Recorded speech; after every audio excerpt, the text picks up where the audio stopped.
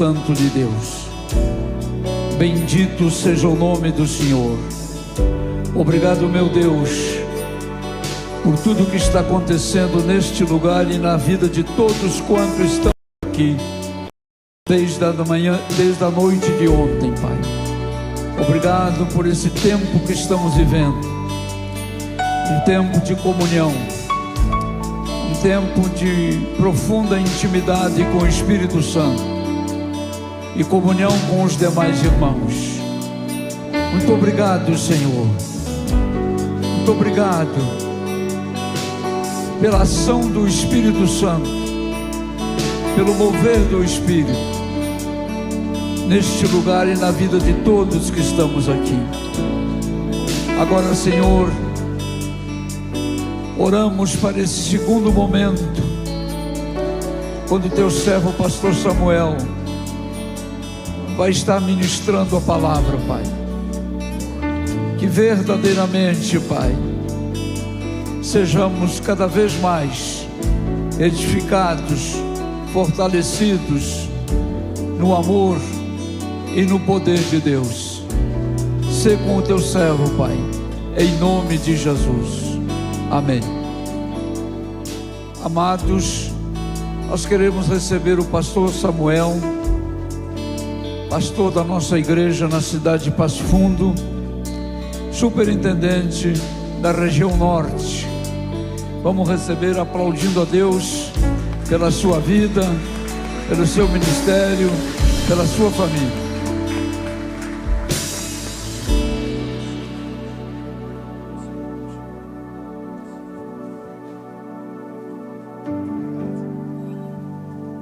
Graças a Deus. Paz do Senhor, meus amados irmãos. Amém? Você pode sentar em nome de Jesus. Muito bom podermos estar aqui nessa manhã. E nesse exato momento eu sei qual o significado de temer e tremer, né? Tá bom. Mas depois de ouvirmos o que ouvimos ontem à noite, depois de ouvirmos o que ouvimos nessa manhã, o que falar, o que dizer, mas eu creio que o Espírito Santo tem ainda algo a mais, amém? Para transmitir aos nossos corações. Quero cumprimentar o pastor João Manuel, nosso presidente, pastor Roberto, pastor Orlando, pastor Ivan. Uma alegria tremenda poder estar aqui nesta manhã. E eu quero continuar falando um pouco sobre o chamado de Deus para nossas vidas, um pouco daquilo que Deus ele tem para cada um de nós, porque todos nós que estamos aqui nessa manhã, ou somos pastores, ou somos presbíteros, diáconos, obreiros, líderes de departamentos, dirigentes de igreja, todos nós de uma forma ou de outra estamos envolvidos com um chamado de Deus, estamos envolvidos com o trabalho do Senhor, estamos envolvidos com a igreja de Cristo. Eu acredito que todos nós temos um chamado de Deus a ser realizado, amém? Graças a Deus.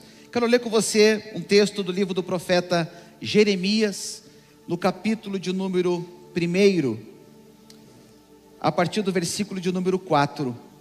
Jeremias, capítulo 1, a partir do verso de número 4, diz assim a palavra do Senhor: a palavra do Senhor veio a mim dizendo: antes de formá-lo no ventre, eu o escolhi.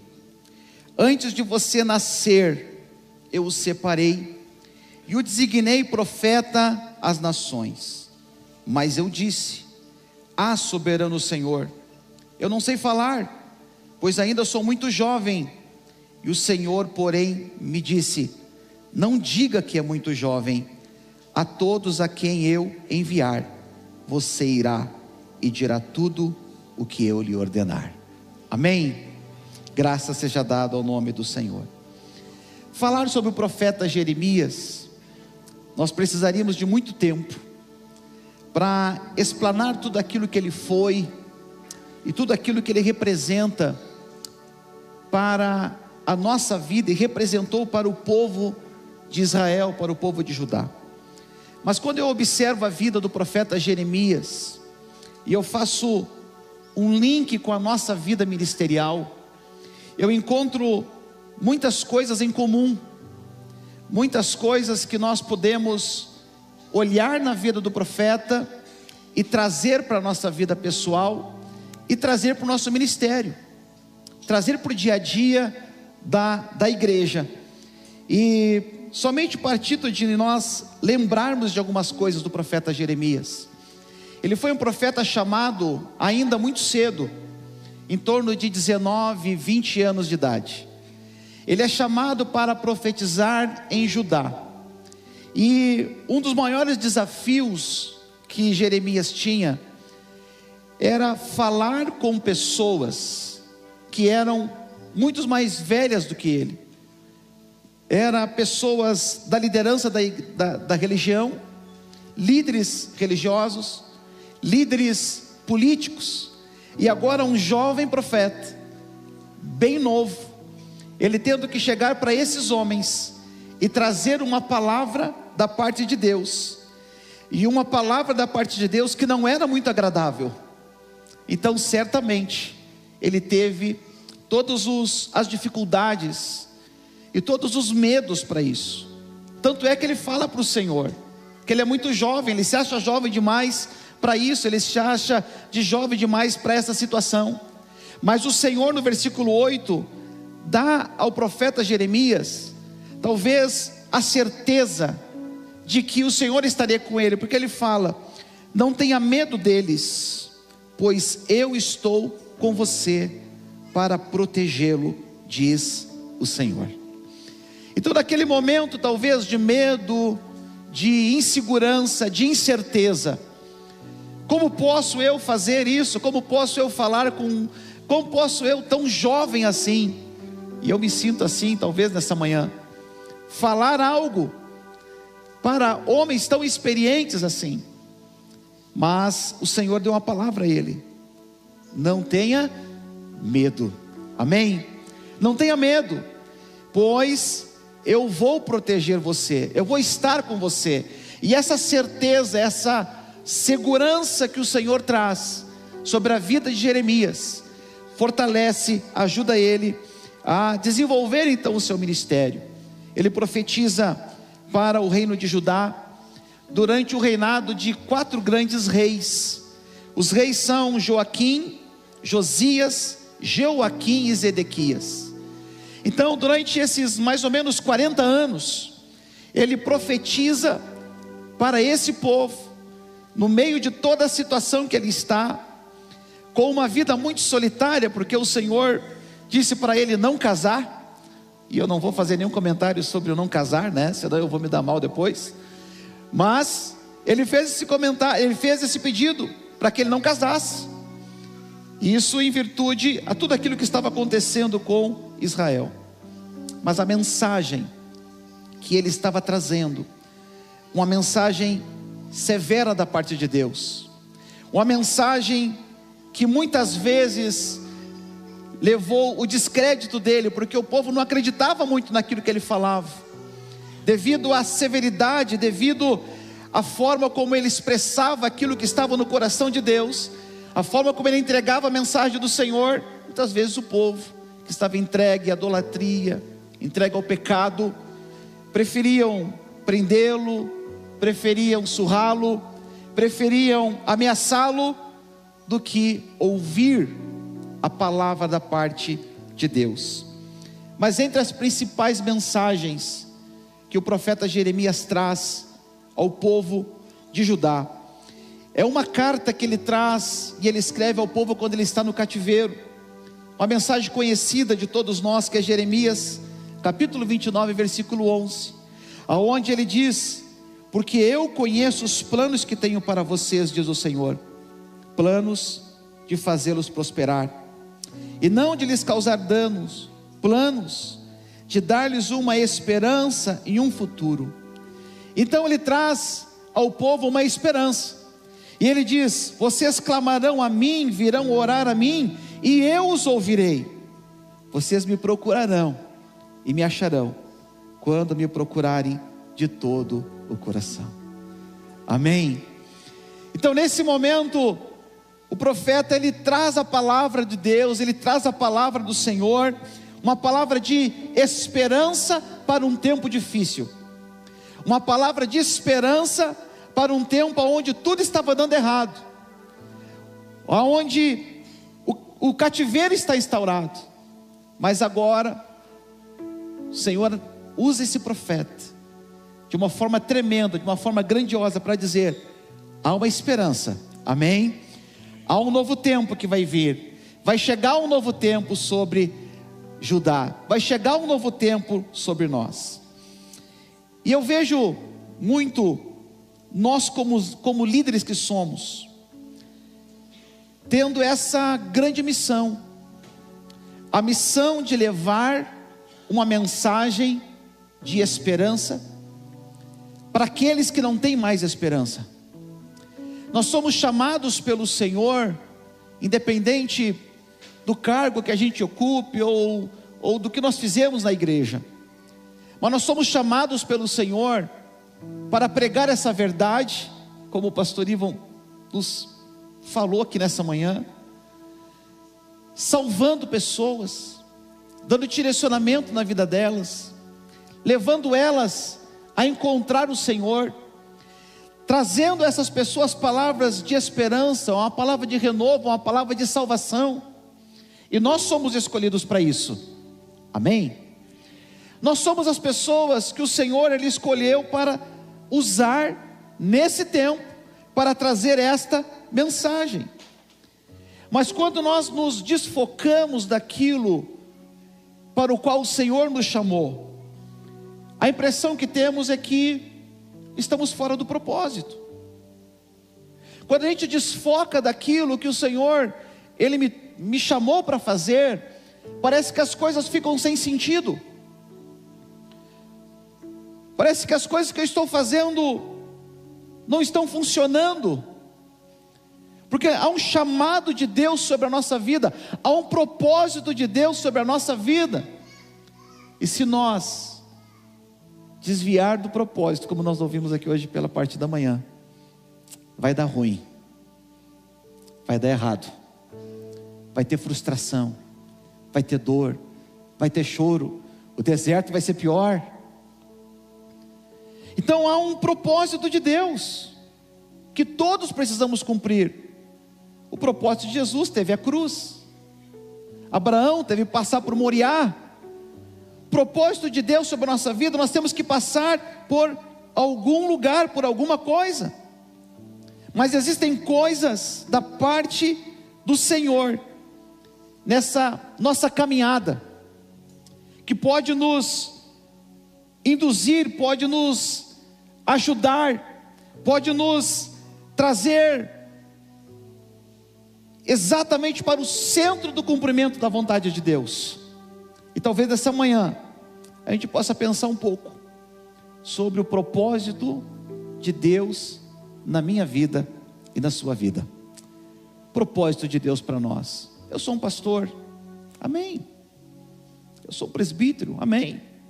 Eu sou um dirigente de congregação, amém. Eu sou um líder de departamento, amém. Eu não estou falando do que nós somos, do que nós fazemos, mas eu estou falando do que nós somos chamados para fazer.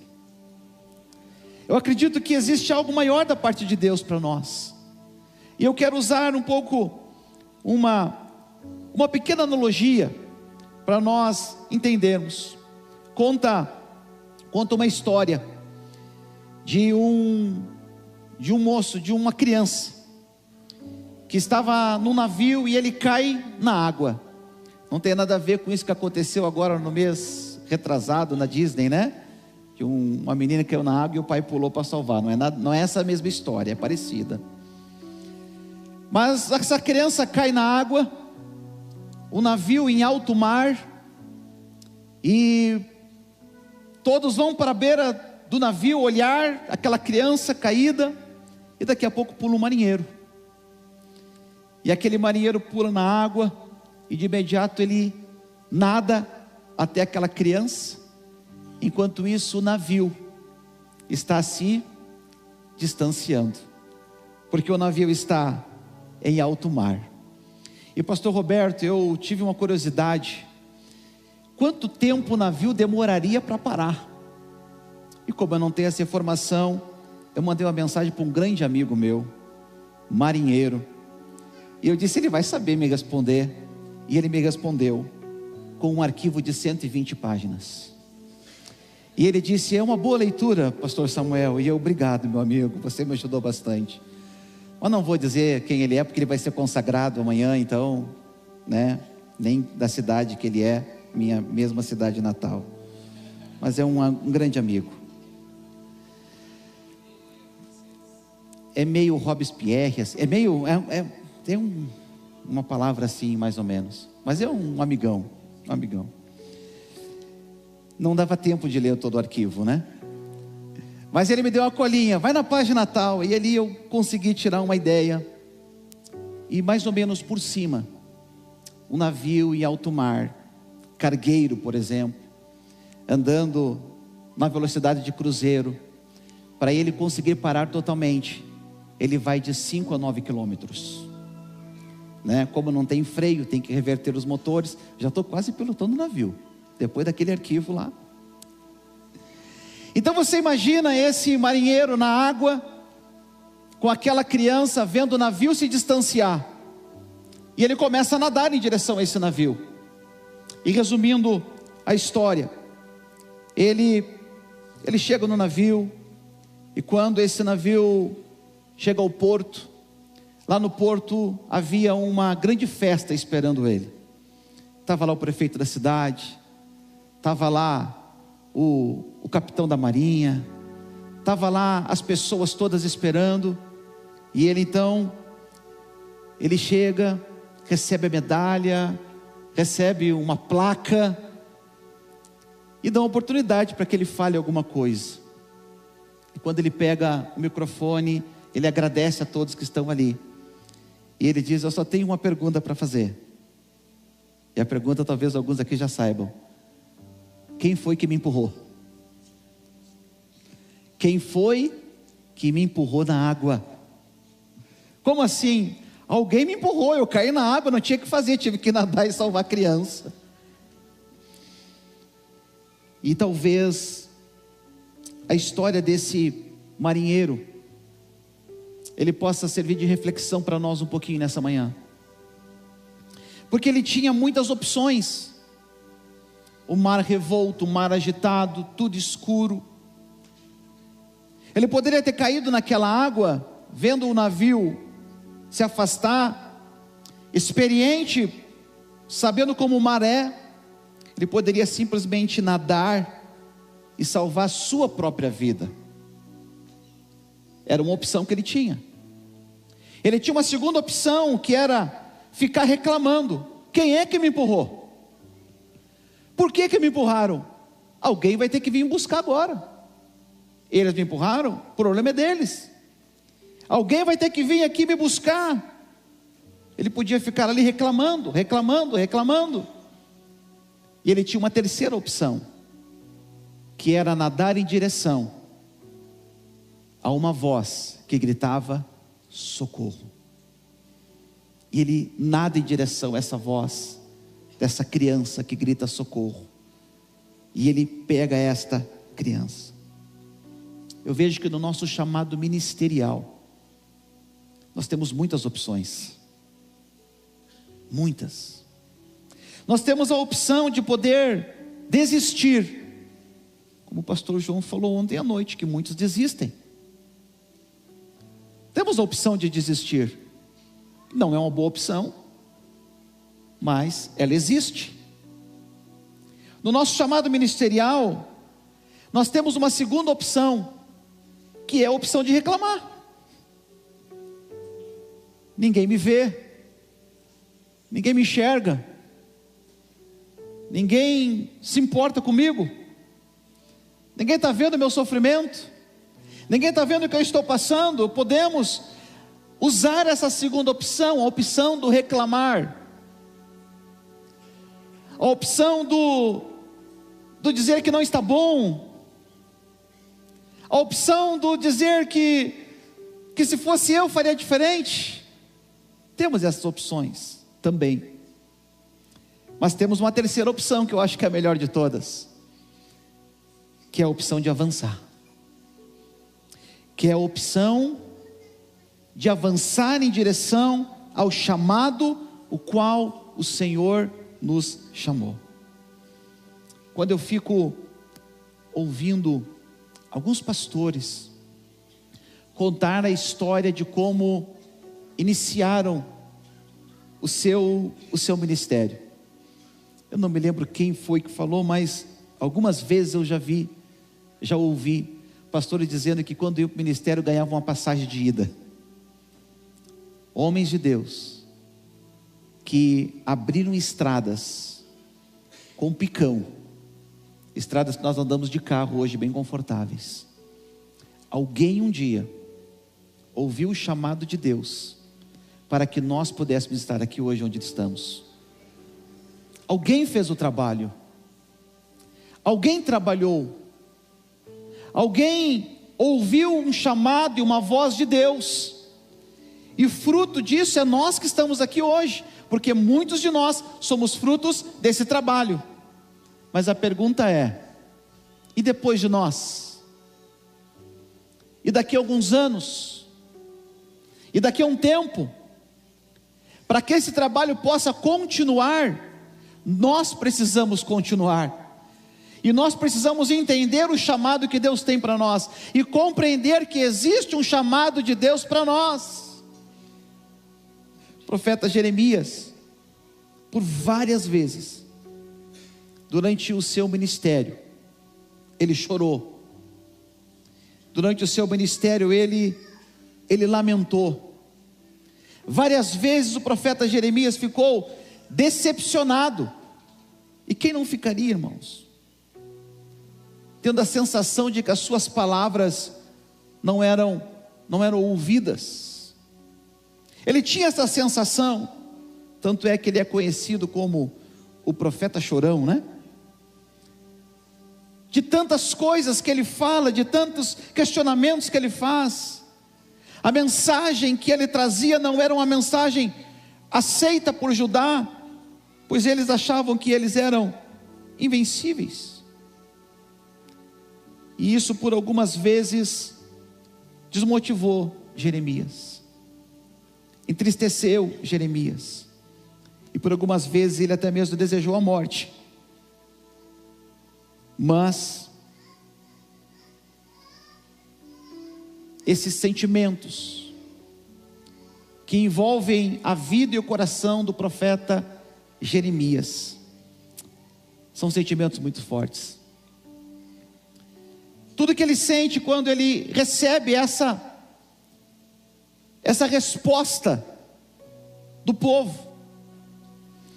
E eu ouvia falar muitas vezes sobre uma expressão chamada crise ministerial. E eu dizia: o que é isso? Isso não existe, crise ministerial. Ou a gente é chamado, ou a gente não é. Até que um dia na porta da minha casa bate a tal da crise ministerial. E eu, sendo pastor da igreja, pregava, orava pelas pessoas, mas quando eu chegava em casa, eu me trancava no meu quarto e eu começava a chorar. E eu dizia: o que eu estou fazendo aqui? Quem sou eu? E aí, para ajudar ainda, tem aqueles irmãos que são umas bênçãos na igreja, né? Toda igreja tem irmãos que são maravilhosos. Aí chegava aquele irmão, dizia: pastor, eu amo muito o senhor, eu amo muito essa igreja, mas eu estou indo para um outro ministério, mas não é nada contra o senhor, eu lhe amo. A vontade que eu tinha era de me enfiar num buraco. Eu amei, irmão. E eu voltava para casa e dizia: eu sou um péssimo pastor, eu não tenho chamado, não pode. Alguma coisa está errada. Não pode ser assim. E eu me lembro que eu fui para a igreja, me tranquei lá e eu disse: Senhor, eu só saio daqui a hora que tu falar comigo. Foi muito legal, gente, porque eu passei a noite inteira orando, Deus não falou comigo, e de manhã eu desisti e fui embora para casa. A gente acha que é assim, né? Cheguei em casa frustrado, triste. O que eu faço agora? Eu amo meu pai, gente. O meu pai me liga: filho. E eu: oi, meu pai. Eu não sei porquê, mas Deus está mandando eu dizer uma coisa para você. E eu já me sentei diferente na cadeira. E eu: é, pai? Porque meu pai nunca fez isso.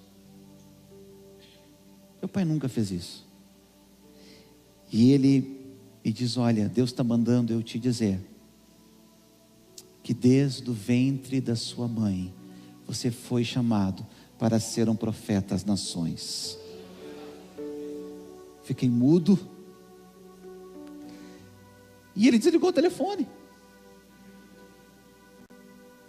E eu fiquei ali: Senhor, eu acho que essa era a resposta que eu estava esperando lá na igreja.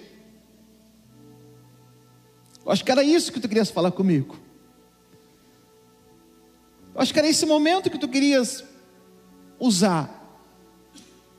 E ali eu me levantei naquele momento e disse: Senhor, me perdoa porque eu estou falando, me perdoa pelas bobagens que eu estou dizendo, me perdoa pelo que eu estou pensando. Tu está comigo. Tu está comigo. Foi um momento que eu vivi, que não foi bom, foi ruim. E se é fraqueza ou não, eu não sei, mas não foi um momento bom. Mas foi um momento onde eu vi a própria mão de Deus, a própria voz de Deus falando comigo. Ele dizendo: você não foi chamado para desistir, você tem um chamado de Deus. Você não foi chamado para parar. E quando olhamos para o profeta Jeremias, ele luta contra isso. Ele luta contra a sua angústia, ele luta contra a sua própria crise de fé. O que eu estou falando não está funcionando. O que eu estou dizendo parece que está batendo na parede e voltando. E desistir não se trata somente de abandonar o chamado de Deus. Desistir também se trata de não cumprir devidamente o chamado que Deus nos deu. Porque eu posso fazer o chamado de qualquer jeito. Eu posso cumprir um chamado: eu sou um pastor, eu sou um dirigente de congregação, eu sou o líder de um departamento, e eu estou aqui, estou fazendo. Você foi chamado para algo maior? Não, mas eu estou aqui fazendo. Mas Deus te chamou para algo maior, não somente para estar ali, mas Deus te chamou para fazer o que você está ali fazendo. E isso é diferente. Porque talvez o mais cômodo seja ficar parado. Talvez o mais cômodo seja ficar em cima do navio. Talvez o mais cômodo seja ficar observando alguém fazer alguma coisa. O dia a dia ele pode tirando as nossas forças, ele pode nos desmotivar, mas a verdade é que existe um chamado de Deus para cada um de nós. Existe alguém ao nosso lado que está gritando, e nós somos esse marinheiro que foi empurrado, ou melhor, que foi enviado pelas mãos do próprio Jesus para fazer a obra dele aqui nessa terra.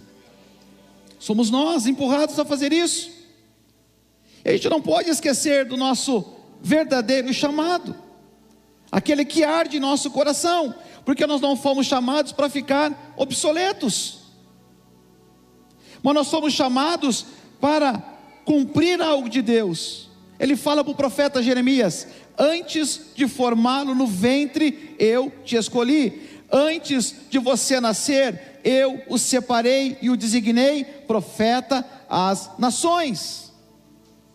Aquele marinheiro podia ter ficado ali parado, esperando alguma coisa acontecer. Mas Jeremias, com todas as limitações que ele teve, com todos os desafios que ele enfrentou, também existe no nosso ministério momentos de grandes desafios, momentos em que nós esperamos alguma coisa acontecer. Eu acredito que todos nós, ou grande parte de nós, já passamos por isso. Esperamos uma resposta, esperamos alguma coisa acontecer, esperamos que alguém faça alguma coisa por nós, esperamos que alguma resposta venha. E eu me lembro de estar na igreja nesse momento, dessa época. E a pior coisa que existe, eu acho, é você olhar para a igreja, e você é acostumado com a igreja cheia, daqui a pouquinho você olha, já tem um clarão aqui, já tem algumas cadeiras aqui vazias, e cada dia que passa, você começa a olhar, e começa a ver uma quantidade de pessoas menores dentro da igreja,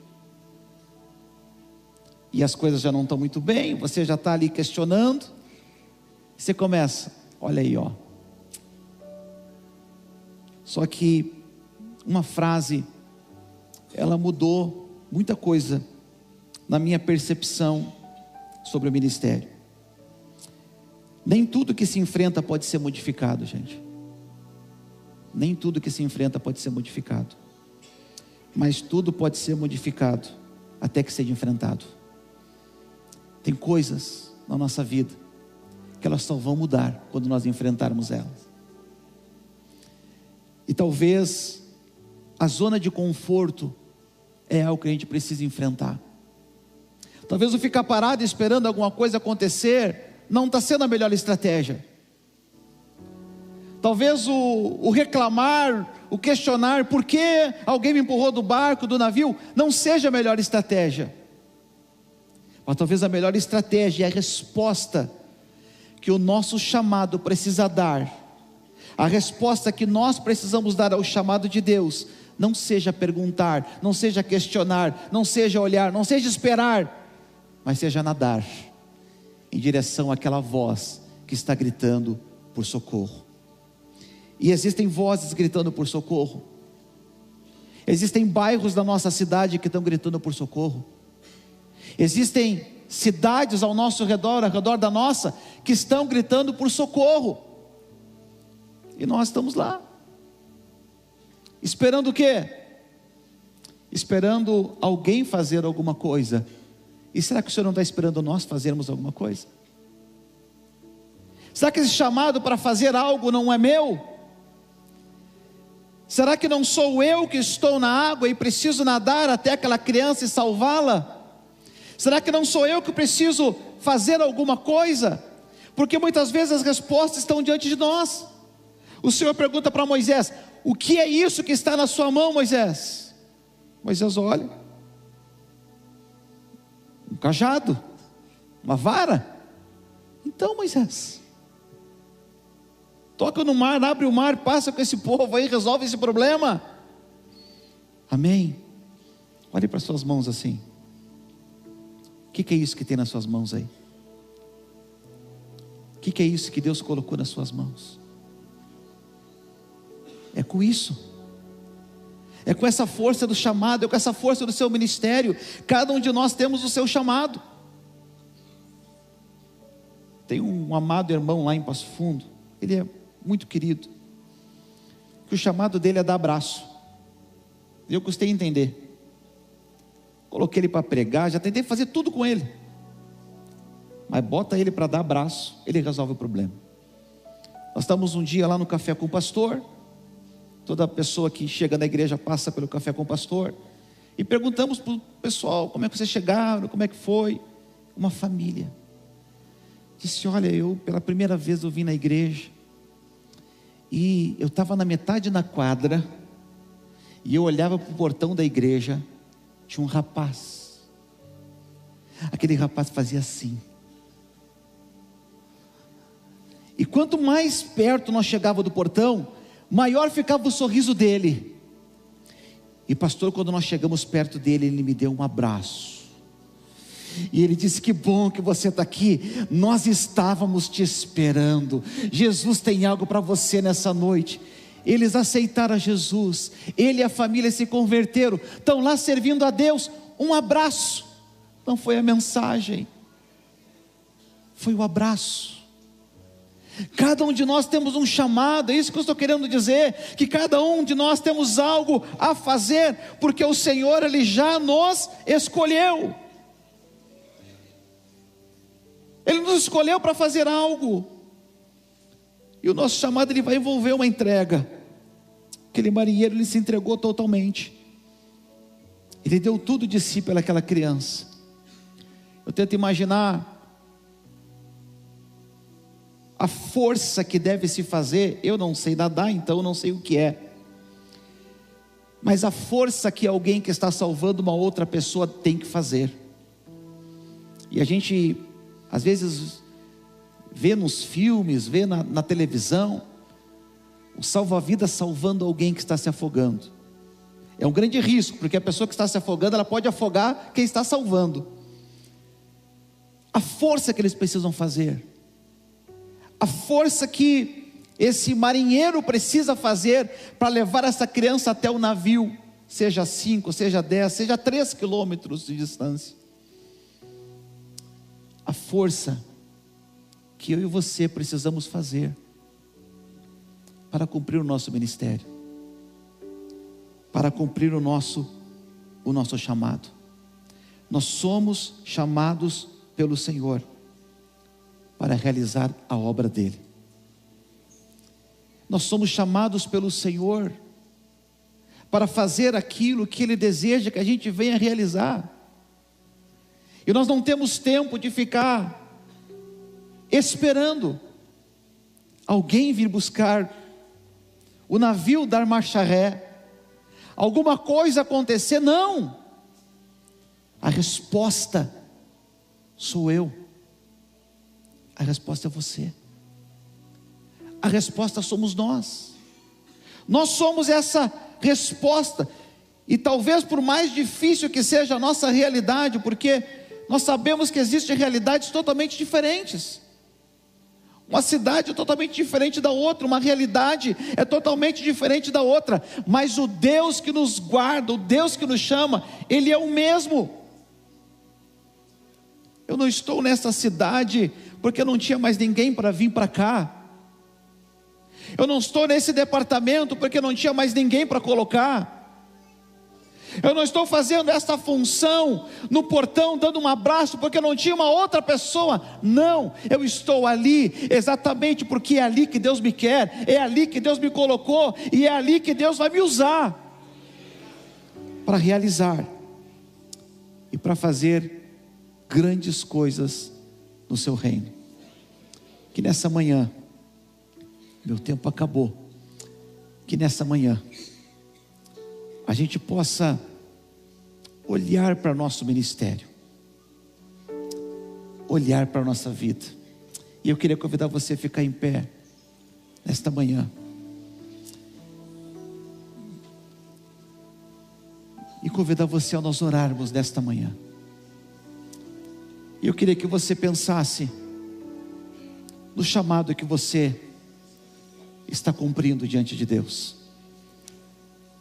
Eu queria que você parasse e pensasse o que Deus tem colocado nas suas mãos para você realizar, o que Deus tem chamado você para fazer.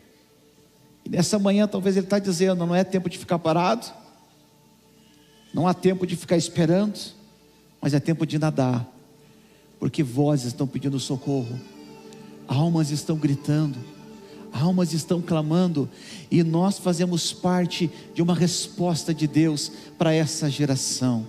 Amém? Se for possível, eu gostaria que você orasse por alguém que está no seu lado, que você olhasse para essa pessoa e você dissesse assim para ela: há um chamado de Deus para você. Faça isso. Diga, você pode até não entender, pode as coisas estar meio confusas, pode, o quebra-cabeça pode não estar encaixando, mas há um chamado de Deus para você. Agora seja profeta de Deus, seja a boca de Deus. Comece a orar por esse irmão, comece a orar por essa irmã, comece a declarar a bênção de Deus sobre ele e sobre ela. Senhor, estamos aqui nesta manhã, sabendo que existe um chamado de Deus para nós, sabendo que existe, Senhor, algo maior, que fomos escolhidos, que fomos separados. Então, Pai, nesta manhã vem sobre a nossa vida.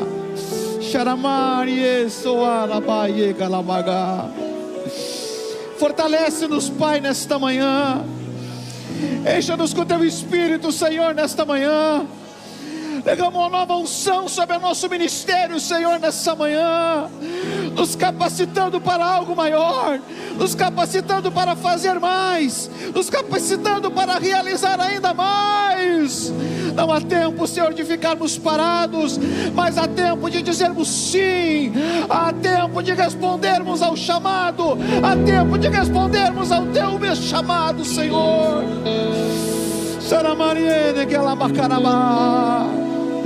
Então, Pai, nesta manhã, eis-nos aqui, Senhor. Eis aqui a tua igreja do estado do Rio Grande do Sul, Senhor. Eis aqui homens e mulheres cheios da unção, capacitados, ouvindo os gritos de socorro desse mundo perdido, Senhor. Capacita-nos, encha-nos com o teu poder nesta manhã, encha-nos com a tua graça, Senhor, nesta manhã.